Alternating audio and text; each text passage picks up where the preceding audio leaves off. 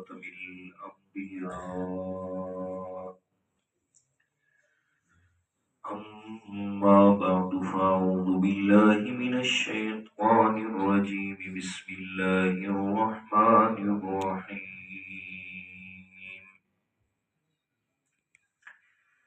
يا أبت لا تعبد الشيطان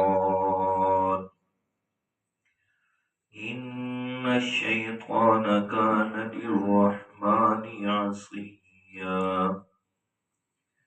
يا أبت إني أخاف أن يمسك عذاب من الرحمن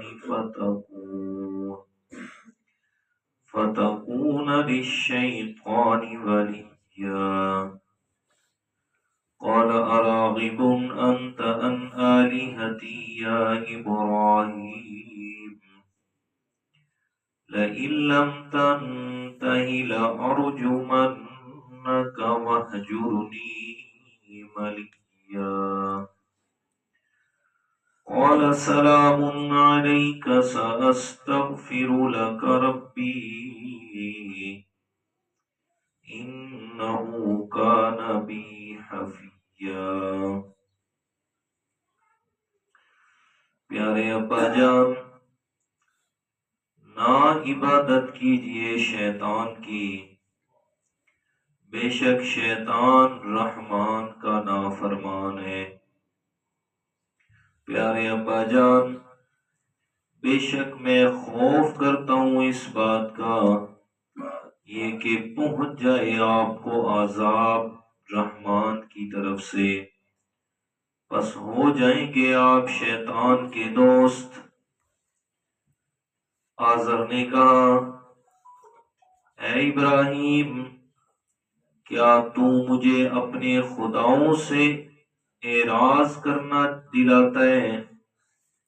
یاد رکھ، اگر آپ اس سے باز نہ آئے تو البتہ میں آپ کو رجم کر دوں گا اور آپ مجھ سے ہمیشہ کے لیے دور چلے جائیے۔ حضرت ابراہیم علیہ السلام نے فرمایا، سلام ہے آپ پر، عنقریب میں اپنے رب سے آپ کے لیے مغفرت طلب کروں گا، بے شک میرا رب میرے ساتھ بہت ہی محبت کرنے والا ہے۔ صدق اللہ العظیم۔ اللهم صل على محمد النبي الأمي وعلى آله وأصحابه وسلم تسلیما۔ سورہ مریم آیت نمبر 44 تا 47 ہے۔ سیدنا حضرت ابراہیم علیہ السلام کا واقعہ چل رہا ہے، اور یہ ابراہیم علیہ السلام کو نبوت ملنے کے بعد اپنے والد محترم کے سامنے اللہ تعالی کے پیغام کو پہنچانا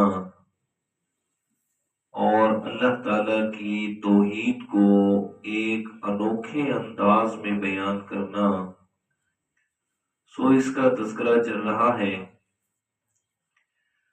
3 آیات ہو چکی، چوتھی آیت کریمہ میں حضرت ابراہیم علیہ السلام نے اپنے والد محترم سے فرمایا، یا آباتی لا تعبد الشیطان، پیارے ابا جان شیطان کی عبادت نہ کیجیے۔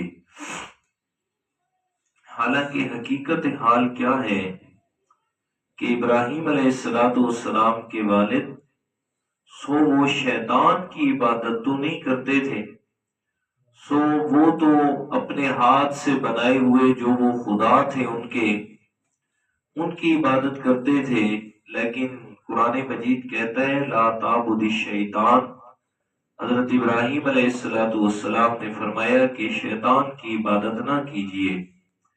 تو تفسیر روح المعانی کے اندر اس بات کا جواب علامہ روح المعانی نے ان الفاظ میں لکھا ہے کہ فَإِنَّ عِبَادَتَكَ الْأَصْنَامِ عِبَادَةٌ لَهُ او قوم، فرماتے ہیں کہ یہ جو اللہ تعالی کے علاوہ اللہ کو چھوڑ کر کسی اور کی عبادت کرنا ہے، یہ حقیقت کے اندر شیطان کی عبادت ہے۔ اس لیے کہ انسان رب کی نافرمانی جب بھی کرتا ہے یا رب کے حکم کو چھوڑتا ہے تو اس کے پیچھے جو سب سے بڑا قوت اور طاقت کار فرما ہوتی ہے سو وہ شیطان کی ہوتی ہے، کہ شیطان اسے اکسا رہا ہوتا ہے کہ آپ نے یہ کرنا ہے، یہ کرنا ہے۔ اور جو انسان غیر اللہ کی عبادت کرتا ہے اللہ تعالیٰ کو چھوڑ کر، تو سو یہ شیطان کی بات کو مان کے کرتا ہے، تو اس لیے فرمایا گویا کہ وہ شیطان ہی کی عبادت کی جا رہی ہے۔ ایک تو یہ بات، اور دوسری تفسیر جو 8ویں پارے سورۃ الانعام کے 8ویں پارے کے شروع میں سورۃ الانعام کی آیت میں گزر بھی چکی ہے کہ وہ اس طرح کہ آپ علیہ الصلوۃ والسلام نے فرمایا کہ شیطان کا لوگوں کو گمراہ کرنے کا ایک بہت بڑا ذریعہ اور ہیلا یہ بھی ہے کہ شیطان لوگوں کے سامنے بزرگوں کی شکل میں آتا ہے اور پھر ان سے آ کر کلام کرتا ہے، باتیں کرتا ہے۔ اور ایک حدیث میں تو یہ ہے کہ شیطان جو ہے وہ بزرگ کی شکل اختیار کر کے مختلف لوگوں کو خواب میں آ کے ملتا ہے اور آ کر پھر انہیں گمراہ کرتا ہے۔ جیسے عام طور پر آپ نے بھی سنا ہوگا، ایک بڑی مشہور بات ہے، یہاں وہاں بجرا کی طرف جائیں تو وہاں ایک دربار بنا ہوا ہے بہت بڑا، جھنڈی والی سرکار، پیر جھنڈی والی سرکار۔ تو اس کی حقیقت جو ہے وہ یہ ہے کہ اسلم والا کے لوگ جو ہیں یہ بہت بڑے شکاری تھے، خرگوش کا اور ان چیزوں کا شکار کرتے تھے۔ تو وہ بزرگ خود اس نے مجھے یہ بات بتائی ہے، کہتے ہیں ہم اکٹھے ہو کے جاتے، یہ ایک اونچی جگہ تھی، ٹیلا نما تھا جسے ہم ٹبا کہتے ہیں۔ تو اس جگہ پہ ہم ایک نشانی کے طور پر ریڈ کلر کی، لال کلر کا ایک کپڑے کا ٹکڑا جھنڈی سی لگا کے جاتے تھے کہ بھئی واپس جو آئیں گے نا تو سب ادھر اکٹھے ہوں گے۔ بھی پہلے سارا یہاں جنگل ہوتا تھا تو واپسی بھی ادھر اکٹھے ہوتے اور پھر وہاں سے ہی ہم آتے۔ تو سوء اتفاق کے ایک دفعہ ہم وہ کپڑے کا ٹکڑا لانا بھول گئے اور کچھ عرصہ ہم وہاں جا ہی نہیں سکے کسی مصروفیت میں۔ جب 2-4 مہینے کے بعد ہم گئے تو وہاں دیکھا کہ قبر بنی ہوئی ہے اور جناب اس کے آس پاس وہ اینٹیں وغیرہ رکھ کے، اور وہ تو 7 چھدرو خیلوں کا ڈیرا تھا۔ ان سے پوچھا ہم نے بھائی یہ کیا ہے؟ تو انہوں نے کہا جی یہ رات کو ہمیں بزرگ خواب میں ملے ہیں اور انہوں نے کہا ہے کہ یار آپ بڑے بے وقوف لوگ ہیں، میں آپ کے پڑوس میں پڑا ہوں، آپ نے کبھی حال ہی نہیں پوچھا میرا۔ اس نے کہا نشانی یہ ہے کہ وہاں لال کلر کی ایک جھنڈی لگی ہوگی، اسی جگہ پہ میں نیچے پڑا ہوں۔ تو ہم صبح آئے تو وہ تھی، تو سو ہم نے پھر وہاں کیا بنا دی، قبر بنا دی۔ اور اب تو باقاعدہ وہاں لکھا ہوا ہے آئیں اور مرادیں پائیں، آئیں مرادیں پائیں، باقاعدہ یہ لکھا ہوا ہے۔ تو یہ شیطان کا، یہ تو حدیث پاک سنا رہا تھا، اس میں ایک یعنی کہ پریکٹیکل بات آ گئی کہ شیطان کا یہ ایک طریقہ ہے کہ سو وہ لوگوں کو گمراہ کرتا ہے کہ بزرگ کی شکل میں آ کے سو وہ لوگوں سے کلام کرے گا یا ان کے خواب میں ملے گا اور اس طریقے سے گمراہ کرے گا۔ تو دونوں صورتوں میں بات وہی ہے کہ فرمایا لا تعبد الشیطان، کہ ابا جی شیطان کی عبادت نہ کیجئے، اس لیے کہ رب کو چھوڑ کے آپ جس کی بھی عبادت کریں گے گویا کہ وہ شیطان ہی کی آپ عبادت کر رہے ہیں۔ ان الشیطان کان للرحمن عصیا، بے شک شیطان رحمان کا بڑا نافرمان ہے، کہ شیطان نے رحمان کی نافرمانی کی ہے، اس لیے وہ آپ کا کبھی بھی دوست نہیں ہوگا۔ اور شیطان اللہ تعالیٰ سے وعدہ کر کے آئے ہیں، فرمائے مولا کائنات سو آج میں اکیلا جا رہا ہوں، لیکن کل جب قیامت کے دن میں واپس آؤں گا نا اکیلا نہیں ہوں گا، بلکہ جس انسان کی وجہ سے تو نے مجھے مردود اور ملعون بنایا ہے سو اس انسان سے میں نے بدلہ ضرور لینا ہے، سو ان کو ساتھ لے کے میں جہنم میں جاؤں گا۔ اور سورۃ ابراہیم کے اندر 13ویں پارے کے آخر میں شیطان کی آخری تقریر کا ذکر ہے، خطاب کرے گا، آخری خطاب، کہ جب سارے اہل جہنم میں، اہل جنت جنت میں، ایک آگ کے ٹیلے پہ کھڑا ہو کے شیطان وہاں واز کرے گا، بیان کرے گا۔ قرآن مجید میں اللہ نے بیان فرمایا، وقال الشیطان لما قضی الامر ان اللہ وعدکم وعد الحق۔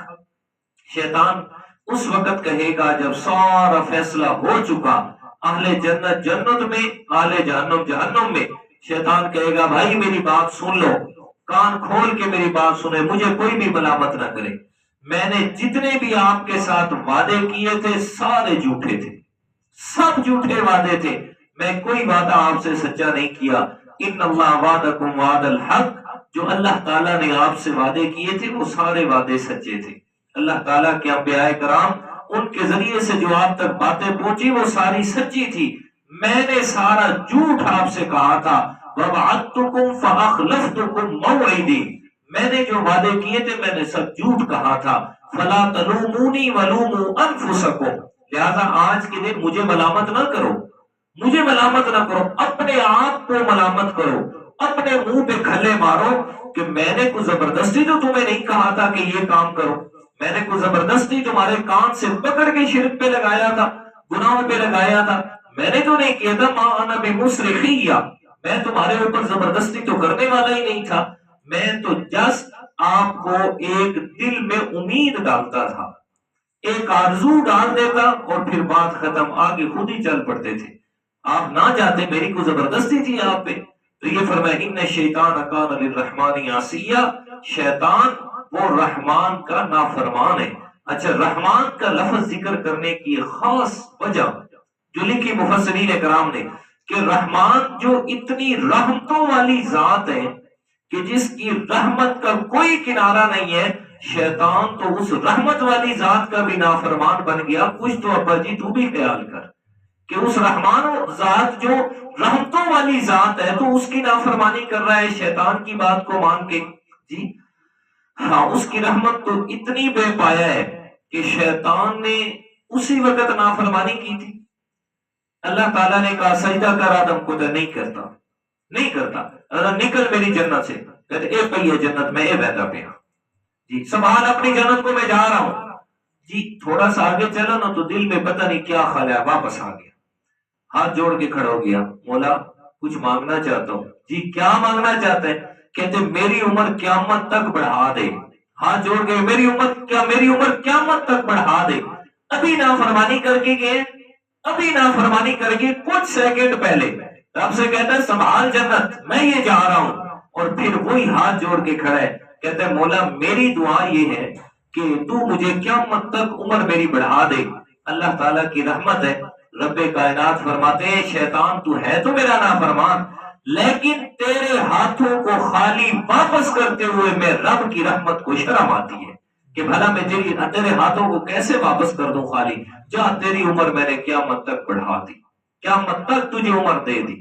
اچھا یہاں یہ بھی سمجھ لیں، جو لوگ یہ کہتے ہیں کہ جی رب تا اساں تا گناہ گار، رب ہماری سنتا ہی نہیں ہے، اس لیے ہم درمیان میں وسیلے لے کے آتے ہیں، تو میرا ان پیارے بھائیوں سے یہ سوال ہے، کیا ہم شیطان سے بھی بڑے گناہ گار ہیں؟ جی ہم شیطان سے بھی بڑے گناہ گار ہو گئے کہ شیطان اسی وقت نافرمانی کرے اور رب اس کی دعا کو بھی رد نہ کرے۔ جی اور آج ہم کیا شیطان سے بھی آگے بڑھ گئے کہ ہم کہتے ہیں جی ہماری تو رب سنتا نہیں ہے۔ اور بھائی چھوڑے ان باتوں کو، رب وہ ذات ہے جو ڈائریکٹ آپ کی بات کو سنتا ہے، بس صرف ہمارے مانگنے میں اور دعا کرنے میں کمی ہے، مگر نہ اس کے عطا کرنے میں کمی نہیں ہے۔ ذرا یہ تو سوچیں، ہم صبح شام نافرمانی کرتے ہیں، اس کی عطا پھر بھی کم نہیں ہوتی، جی مانگتے نہیں ہے پھر بھی وہ دے رہا ہے۔ اگر یہ ہوتا کہ جو نافرمانی کرے اس کے لیے آکسیجن بند ہو جاتی، وہ سانس نہیں لے سکتا، تو کیا کرتے ہم؟ کیا زور تھا ہمارا؟ کچھ بھی نہیں کر سکتے تھے، لیکن رب نے عطا میں پھر بھی کمی نہیں کی، صرف ہمارے مانگنے میں کمی ہے، اس کے دینے میں کمی نہیں ہے۔ تو فرمایا ان شیطان کان للرحمن عصیا، رحمان کا خاص کر کے ذکر فرمایا اس کی رحمت کی وجہ سے۔ یا ابت انی اخاف ان یمسک عذاب من الرحمن، ہمیں پیارے ابا جی، اچھا یا ابتی بار بار فرما رہے ہیں یا ابتی، یا پیارے ابا جان، پیارے ابا۔ کیوں؟ اس لیے کہ یا ابتی جب کہا نا پیارے ابا جان میری بات تو سنیں، بڑے محبت بھرے انداز میں، اس لیے کہ ہو سکتا ہے والد کے دل میں وہ بیٹے والی محبت جوش مار جائے، اس لیے بار بار محبت سے، عزت اور احترام سے کہہ رہے ہیں یا ابتی، پیارے ابا جان سن تو لے میری بات، سمجھنے کے لیے تو تھوڑا تیار ہو جا۔ تو بار بار اس لیے کہہ رہے ہیں انی اخاف ان یمسک عذاب من الرحمن۔ پہلے ابراہیم علیہ السلام نے، وہ جن کی عبادت کر رہے تھے ابراہیم علیہ السلام کے والد، تو سو ان کی کیا کہتے ہیں اسے، ان کے بارے میں ان کے دل میں نفرت دلانے کے لیے دلائل دیے، ابا جی یہ سنتے نہیں ہیں، یہ دیکھتے نہیں ہیں، یہ ترے نفع نقصان کے مالک نہیں ہے، شیطان کی مان رہا ہے، وہ رب کا نافرمان ہے، سو اس کے ساتھ ہی تو عذاب میں مبتلا ہو جائے گا اگر تو نے بات میری نہ مانی۔ اب ابراہیم علیہ السلام نے ایک انداز، اب دوسرا انداز فرمایا انی اخاف ان یمسک عذاب من الرحمن۔ ابا جی بات سن، اگر تو ان کی عبادت نہیں چھوڑے گا نا اور اکیلے رب کے سامنے نہیں جھکے گا تو پھر اس رحمان کے عذاب سے تجھے کوئی بھی نہیں بچا سکتا۔ ان یمسک عذاب من الرحمن، یہاں بھی رحمان کی صفت کو ذکر کیا، کیا مطلب کہ مت کوئی کسی کے دل میں خیال آئے کہ وہ رب رحمان ہے اور صرف رحمت ہی کرتا ہے، صرف رحمت ہی کرتا ہے۔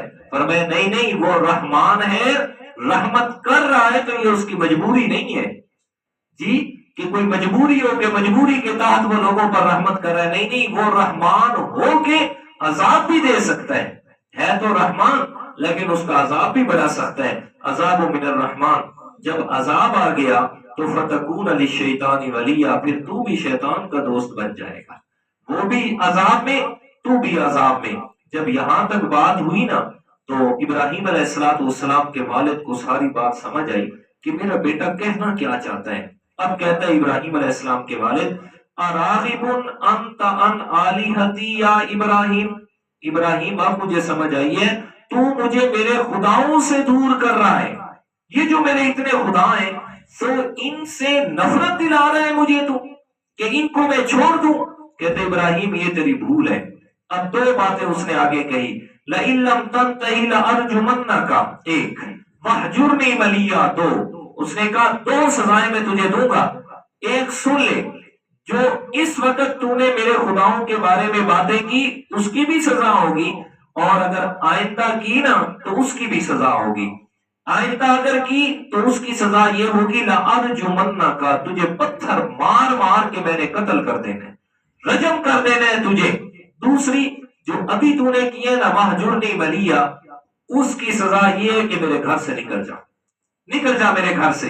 اب ابراہیم علیہ السلام کو جیسے ہی کہا نا والد نے میرے گھر سے نکل جا، حضرت ابراہیم علیہ السلام نے کوئی منت سماجت نہیں، کوئی بڑی لمبی چوڑی بات نہیں، کہتے بابا جی اگر اس مسئلہ کی وجہ سے مجھے گھر سے نکالتا ہے نا کہ میں تجھے اپنے رب کا پیغام سنا رہا ہوں اور ان معبودان باطلہ سے تجھے ہٹا کے سچے خدا کے سامنے جھکا رہا ہوں، اگر اس وجہ سے گھر چھوڑنا ہے نا، سلام علیکہ، اے سنبھال اپنا گھر، ابراہیم یہ جا رہا ہے، ابراہیم یہ جا رہا ہے، سنبھال اپنا گھر۔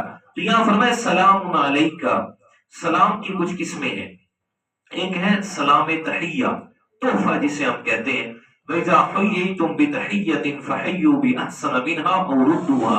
سورۃ النساء میں فرمایا کہ جب بھی تمہیں کوئی سلام تحیہ تحفے کے لیے السلام علیکم کہے تو تم اس کو اچھے سے آگے واپس جواب دو۔ کوئی کہتا ہے السلام علیکم، آپ جواب دو وعلیکم السلام ورحمۃ اللہ، کوئی السلام علیکم ورحمۃ اللہ کہتے ہیں آپ ساتھ میں وبرکاتہ بھی کہہ دو جی، تو اچھے سے کر کے جواب دو، اگر اچھا نہیں کہہ سکتے تو وَرُدُّوهَا، اتنا ہی لوٹا دو، وعلیکم السلام تو ضرور کہو۔ تو یہ جو ہم ایک دوسرے کو دے رہے ہوتے ہیں السلام علیکم، یہ سلام تحیہ ہے، سلام تحیہ ایک۔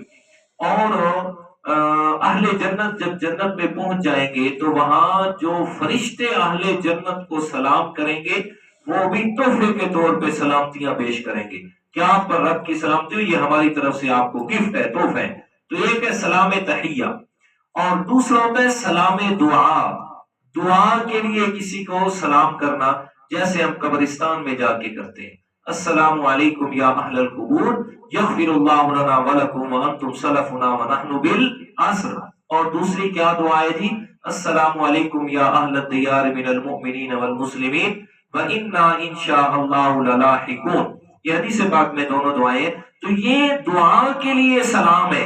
اور آپ کو یہ بات پتا ہے کہ دعا جس کے لیے کی جاتی ہے اس کو سنانا مقصود نہیں ہوتا. اب آپ مجھے کہتے ہیں استاد جی ہمیں فلاں مسئلہ ہے جی دعاؤں میں یاد رکھنا جی.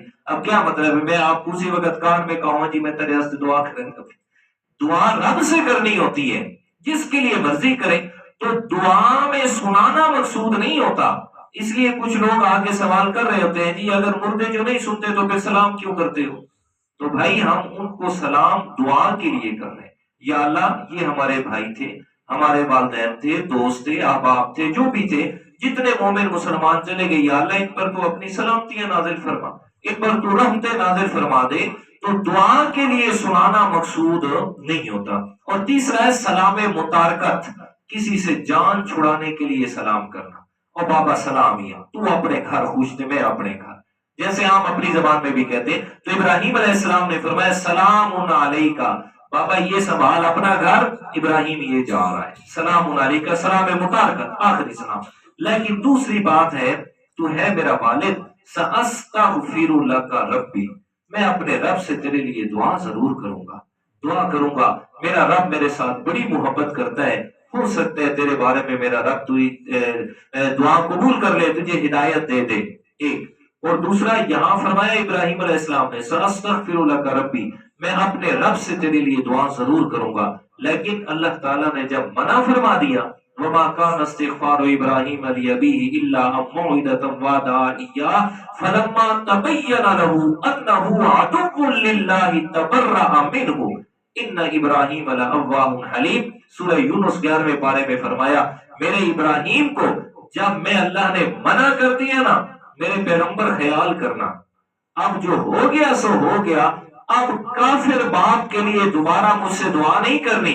اللہ تعالیٰ فرماتے ہیں تبرأ منہ، میرے ابراہیم اس کو بات کو چھوڑ گئے، اس سے بیزار ہو گئے، دوبارہ پھر میں رب سے اس کے لیے دعا نہیں فرمائی. انہ کان بی حفیہ، میرا رب مجھ سے بڑی محبت کرنے والا ہے. بابا تجھے لیے دعا تو کروں گا انشاءاللہ. اس سے آگے اللہ تعالیٰ ہماری توفیق عطا فرمائے. کل